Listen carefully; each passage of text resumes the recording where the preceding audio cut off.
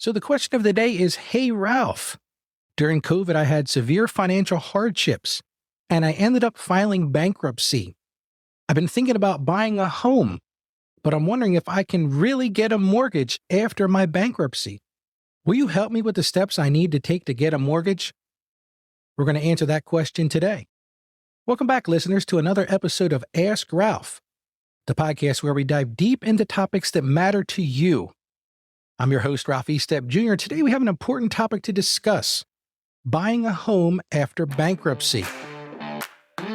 Welcome to the Ask Ralph podcast, where listening to an experienced financial professional can help you make sense of confusing questions, current headlines, and industry trends about taxes, small business, financial decision-making, investment strategies, and even the art of proper budgeting, as Ralph makes the complex simple by sharing his real-world knowledge with all things financial. Now here's your host, Ralph Estep Jr. Having a bankruptcy on your record can feel financially restricting. Declaring bankruptcy can cause your credit score to drop significantly and will stick around on your credit report for up to 10 years.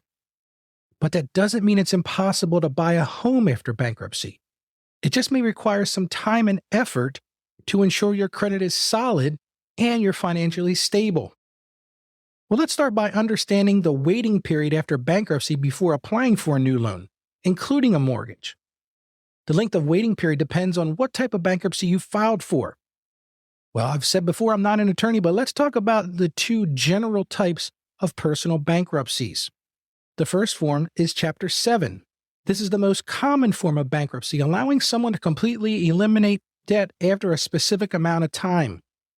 For Chapter 7 bankruptcy, there's typically a 4-year waiting period after discharge or dismissal date to get a mortgage. Now, the other type is a Chapter 13. A Chapter 13 bankruptcy restructures debt through a repayment plan over time, while allowing you to keep some assets. For Chapter 13 bankruptcy, there's usually a 2-year waiting period from the discharge date and a 4-year waiting period from the dismissal date. Now, you want to speak to an attorney about the specifics of those times, but that's generally the rules when it comes to applying for a mortgage. Now, the waiting periods also vary depending upon the type of loan you're looking for. For conventional loans, it's generally 4 years. For USDA loans, it's generally 3 years. And for VA home loans or FHA mortgages, it can be as short as 2 years. And we'll talk about those different types a little later in the program.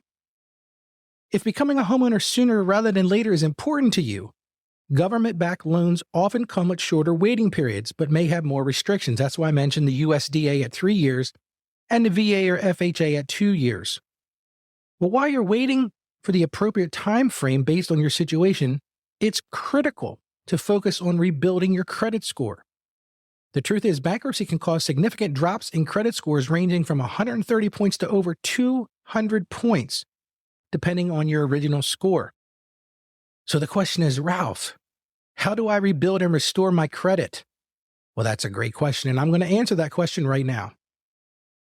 To rebuild your credit, start by making all existing loan and credit card payments on time and in full each month. Payment history is the most significant factor that goes into your score, so paying bills promptly is crucial.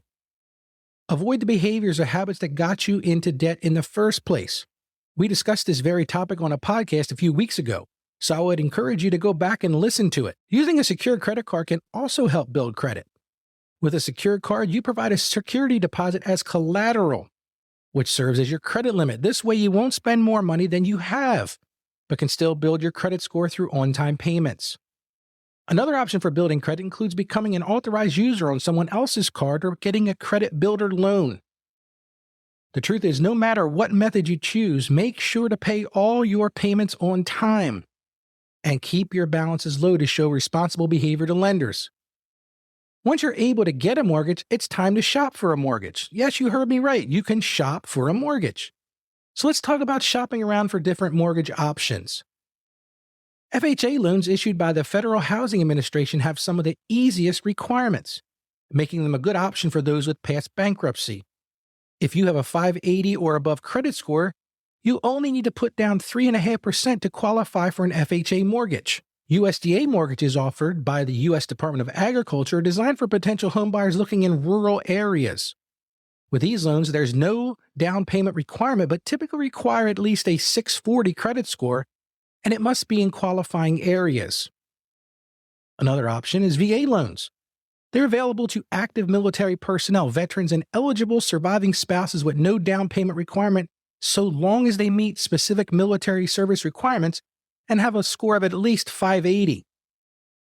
Conventional loans follow guidelines set by Freddie Mac and Fannie Mae, but are not government-backed like FHA or USDA loans.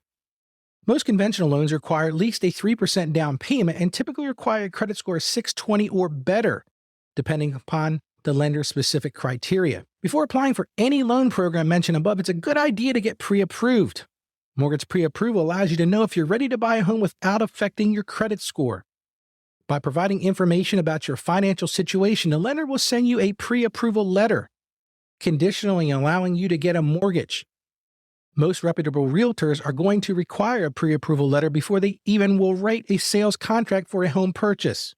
The significant benefit of pre-approval is that it won't require a hard credit check, which can lower your score.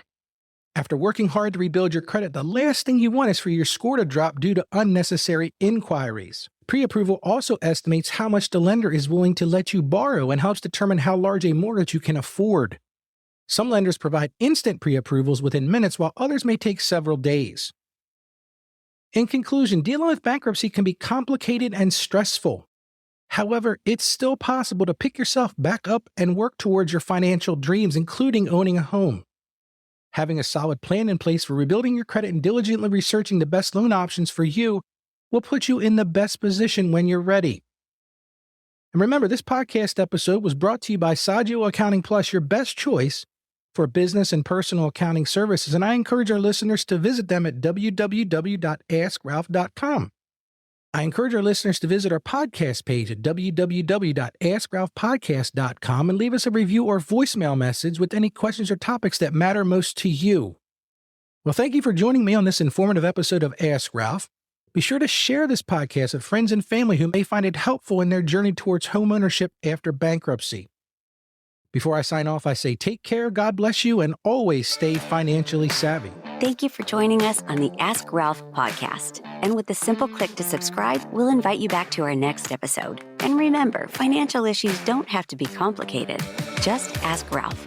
The information contained in this episode of Ask Ralph is based on data available as of the date of its release. Saggio Accounting Plus and Ask Ralph Media, Inc. is under no obligation to update this content if changes occur. Applying this information to your specific situation requires careful consideration of all facts and circumstances, and any information provided is not to be considered as financial, tax, or legal advice. Please consult your tax advisor or attorney before acting on any material covered.